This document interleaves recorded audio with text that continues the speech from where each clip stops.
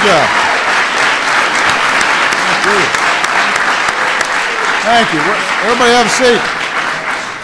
Well, welcome to the White House, everybody, and that was one of the best introductions I've ever had. So we're so proud of Kiara for that introduction and for sharing your story, and you're just so poised, and I know Jeff Canada's just out there all excited and proud, so, and I know your mom's proud. Yeah, I know she is. She should be. Kiara and the rest of these young people grew up in a 97 square block section of Harlem. It's a place where the odds used to be stacked against them every single day. Even just graduating from high school was a challenge.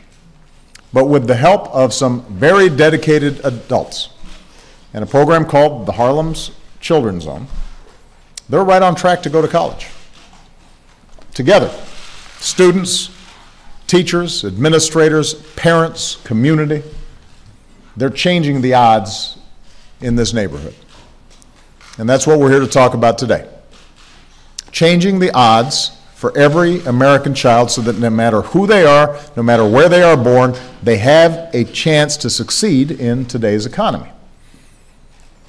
Now, the good news is that thanks to the hard work and sacrifice of the American people all across the country over the last 5 years, our economy has grown stronger. Our businesses have now created more than 8 million new jobs since the depths of the recession. Our manufacturing, our housing sectors are rebounding, our energy and technology and auto industries are booming. And we've got to keep our economy growing. We've got to make sure that everybody is sharing in that growth. We've got to keep creating jobs, and then we've got to make sure that wages and benefits are such that families can rebuild a little bit of security. We've got to make sure this recovery, which is real, leaves nobody behind. And that's going to be my focus throughout the year. This is going to be a year of action. That's what the American people expect, and they're ready and willing to pitch in and help. This is not just a job for government, this is a job for everybody. Working people are looking for the kind of stable, secure jobs that too often went overseas in the past couple of decades. So next week I'll join companies and colleges and take action to boost high-tech manufacturing, the kind that attracts good new jobs and helps grow a middle class. Business owners are ready to play their part to hire more workers. So this month I'm going to host CEOs here at the White House, not once but twice. First, to lay out specific steps we can take to help more workers earn the skills that they need for today's new jobs. Second, they're going to announce commitments that we're making to put more of the long-term unemployed back to work. And on January 28th, in my State of the Union address, which I want all the legislators here to know I'm going to try to keep a little shorter than usual. They're cheering silently. I will mobilize the country around the national mission of making sure our economy offers every American who works hard a fair shot at success. Anybody in this country who works hard should have a fair shot at success, period. Doesn't matter where they come from, what region of the country, what they look like, what their last name is, they should be able to succeed. And obviously we're coming off a rancorous political year, but I genuinely believe that this is not a partisan issue. Because when you talk to the American people, you know that there are people working in soup kitchens and people who are mentoring and people who are starting small businesses and hiring their neighbors, and very rarely are they checking are they Democrat or Republican. There's a sense of neighborliness that's inherent in the American people. We just have to tap into that. And I've been very happy to see that there are Republicans like Rand Paul, who's here today, who are ready to engage in this debate. That's a good thing. We've got Democratic and Republican elected officials across the country who are ready to roll up their sleeves and get to work. And this should be a challenge that unites us all. I don't care whether the ideas are Democrat or Republican. I do care that they work. I do care that they are subject to evaluation, and we can see if we are using tax dollars in a certain way, if we're starting a certain program, I want to make sure that young people like Kiara are actually benefiting from it. Now, it's one thing to say we should help more Americans get ahead, but talk is cheap. We've got to actually make sure that we do it. And I will work with anybody who's willing to lay out some concrete ideas to create jobs, help more middle-class families find security in today's economy, and offer new ladders of opportunity for folks to climb into the middle class. And personally, I hope we start by listening to the majority of the American people and restoring the unemployment insurance for Americans who need a little help, supporting their families while they look for a new job. And I'm glad that Republicans and Democrats in the Senate are working together to extend that lifeline. I hope their colleagues in the House will join them to set this right. Today I want to talk about something very particular, a specific example of how we can make a difference. We are here with leaders who are determined to change the odds in their communities the way these kids and their parents and dedicated citizens have changed the odds in Harlem. It's now been 50 years since President Johnson declared an unconditional war on poverty in America. And that groundbreaking effort created new generations of Americans. It strengthened our safety net for working families and seniors, Americans with disabilities, and the poor, so that when we fall, and you never know what life brings you, we can bounce back faster. It made us a better country and a stronger country. In his speech 50 years ago, President Johnson talked about communities on the outskirts of hope, where opportunity was hard to come by. Well, today's economic challenges are different, but they've still resulted in communities where, in recent decades, wrenching economic change has made opportunity harder and harder to come by. There are communities where, for too many young people, it feels like their future only extends to the next street corner or the outskirts of town. Too many communities where, no matter how hard you work, your destiny feels like it's already been determined for you before you took that first step. I'm not just talking about pockets of poverty in our inner cities. You know, that's the stereotype. I'm talking about suburban neighborhoods that have been hammered by the housing crisis. I'm talking about manufacturing towns that still haven't recovered after the local plants shut down and jobs dried up. There are islands of rural America where jobs are scarce. They were scarce even before the recession hit. So that young people feel like if they want to actually succeed, they've got to leave town. They've got to leave their communities. And I've seen this personally even before I got into politics. In fact, this is what drove me into politics. I was just 2 years out of college when I first moved to the south side of Chicago. I was hired by a group of churches to help organize a community that had been devastated when the local steel plants closed their doors. And I'd walk through neighborhoods filled up with boarded up houses and crumbling schools and single parents and dads who had nothing to do with their kids and kids who were hanging out on the street corners without any hope or prospects for the future. But these churches came together, and then they started working with other nonprofits and local businesses, and the government, local, state, and federal participated. And we started getting some things done that gave people hope. And that experience taught me the government does not have all the answers. No amount of money can take the place of a loving parent in a child's life. But I did learn that when communities and governments and businesses and non-for-profits work together, we can make a difference. Kiara's proof. All these young people are proof. We can make a difference. For the last 17 years, the Harlem Children's Zone, the brainchild of Jeffrey Canada, who's here today, has proven we can make a difference. And it operated on a basic premise that each child will do better if all the children around them are doing better. So in Harlem, staff members go door to door and they recruit soon-to-be parents for baby college, preparing them for those crucial first few months of life, making sure that they understand how to talk to their child and read to their child, and sometimes working with the parents to teach them how to read so they can read to their child and give them the healthy start that they need. And then early childhood education to get kids learning at 4 years old. and then a charter school that helps students succeed all the way through high school, and medical care and healthy foods that are available close to home, and exercise. I was very pleased to hear that, Michelle was very pleased to hear that they've got a strong phys ed program. And then students getting help finding internships and applying to college, and an outstanding dedicated staff that tries to make sure that nobody slips through the cracks or falls behind. And this is an incredible achievement. And the results have been tremendous. Today, preschool students in the Harlem's Children's Zone are better prepared for kindergarten. Last year, a study found that students who win a spot in one of the charter schools score higher on standardized tests than those who don't. In a neighborhood where higher education was once just something that other people did, you got hundreds of kids who've now gone to college. And Harlem's not the only community that's found success taking on these challenges together. In Cincinnati, a focus on education has helped to make sure more kids are ready for kindergarten. In Nashville, they've redesigned high schools and boosted graduation rates by almost 20% over the past 12 years. In Milwaukee, they've cut teen pregnancy in half.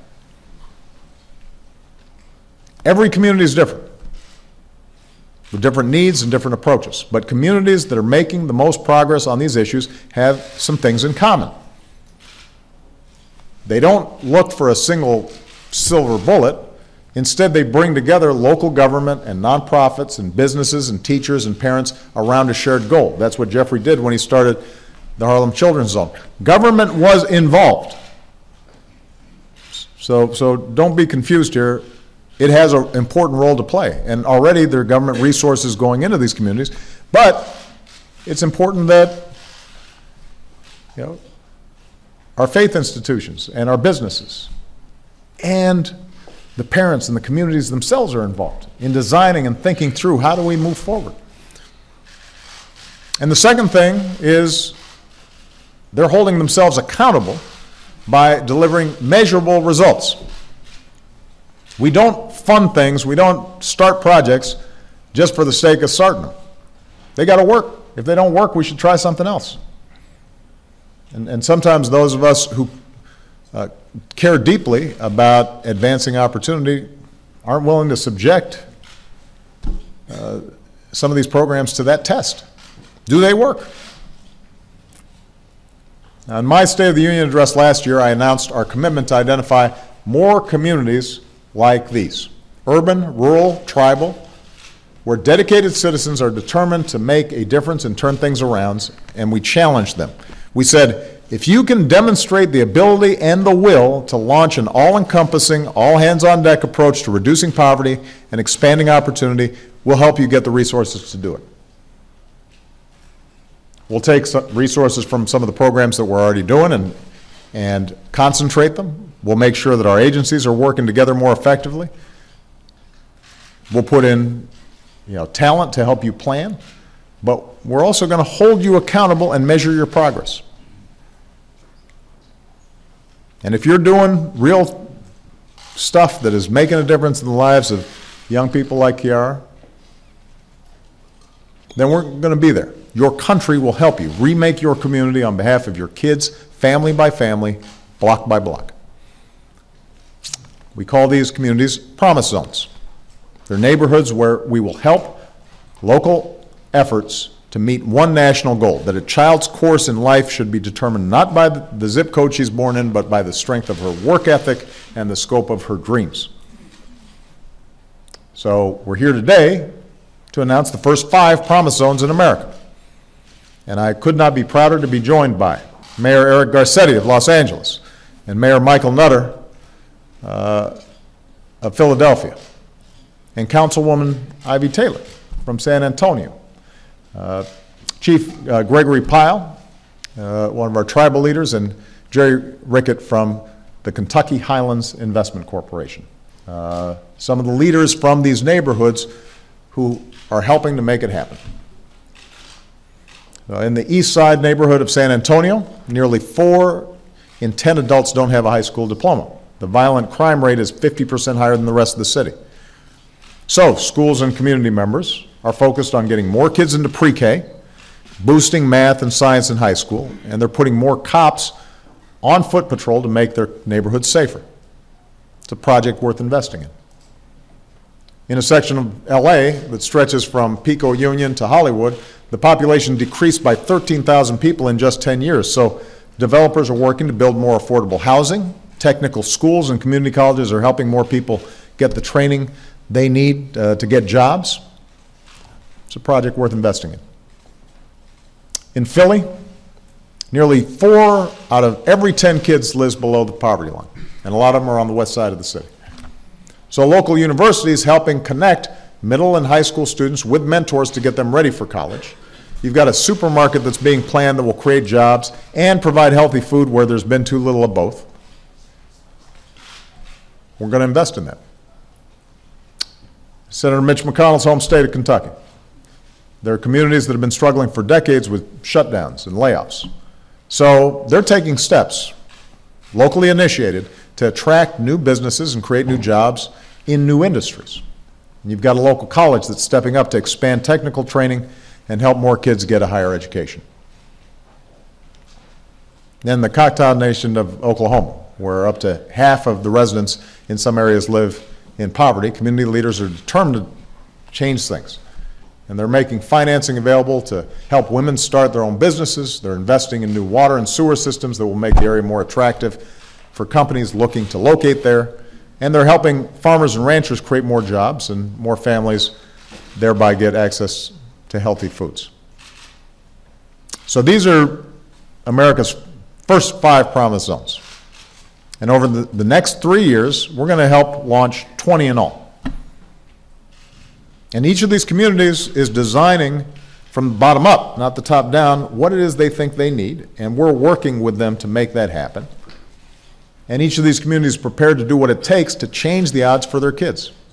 We will help them succeed, not with a handout, but as partners with them every step of the way. And we're going to make sure it works. And we're going to hold them accountable to make sure it is making a difference in the lives of kids. As a nation, we've got plenty of reasons to hope. And I just want to end with one story just to give you a sense of what we're talking about here. Roger Brown came here today from Harlem. Where's Roger? There he is, right there. I used to have a haircut like that, but and maybe after I'm done with the presidency, I'm going back to that.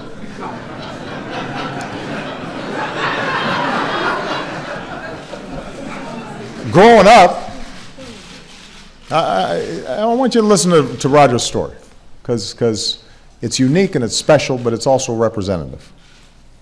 So growing up, Roger spent some time in the foster care system before going to live with his mom, who was working 2 jobs to make ends meet. When Roger was in 6th grade, his mom entered his name in the Promise Academy Charter School lottery and prayed, and Roger won a spot. Now, the way I hear it, Roger, you were still having some problems sometimes. He was the class clown and acting out and almost got himself expelled. But the teachers and the staff did not give up on him. They saw something in him. They kept pushing him. And then one summer, when Roger was home visiting his foster family, he looked around the room and he realized nobody in that room had gone to college. And nobody in that room had a job. And at that moment, something clicked, and Roger decided he wanted something better for himself and for his mom and for his 2 sisters who looked up to him. So Roger buckled down. He went from failing his classes to passing his classes. He became a member of the first graduating class at the Promise Academy. And today, Roger is a sophomore.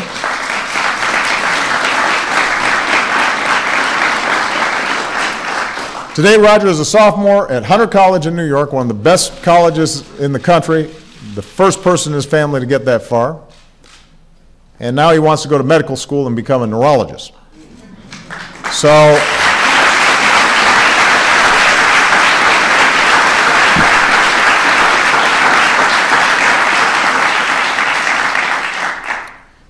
if you want to know why I care about this stuff so much, it's because I'm not that different from Roger. There was a period of time in my life where I was goofing off. I was raised by a single mom. I didn't know my dad.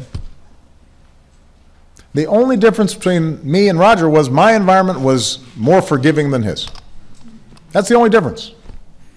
If I screwed up, the consequences weren't quite as great. So if Roger can make it, and if I can make it, if Kiara can make it, every kid in this country can make it. But we've got to believe in that. We can't just give lip service to it.